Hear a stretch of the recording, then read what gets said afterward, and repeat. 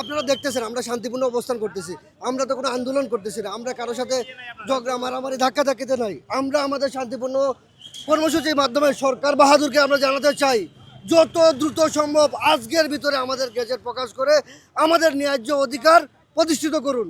আমরা চাই না দেশের পরিস্থিতি কোনো না কোনোভাবে খারাপ হোক। যদি আমাদের গেজেট না দেওয়া হয় তাইলে আমরা রাজপথে ছিলাম, আছি এবং থাকবো ইনশাআল্লাহ।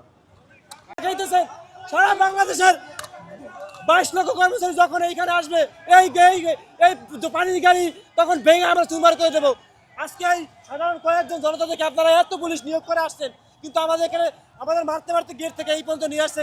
এইখানে আমাদের দায়িত্ব না, এইটাকে আমাদের দেশটা নাকি শুধু পুলিশ আর বিজিবি আইনের দেশ, প্রশাসনের দেশ। তো আমরা আপনাদের প্রতি এটা আহ্বান জানাচ্ছি, আপনারা এখানে এখন জুমার নামাজের সময় হচ্ছে, দয়া করে সবাই নামাজে যান, রাস্তাটা ক্লিয়ার করেন, জন নিরাপত্তা বা জন দুর্ভোগ আপনারা সৃষ্টি করবেন না, ঠিক আছে?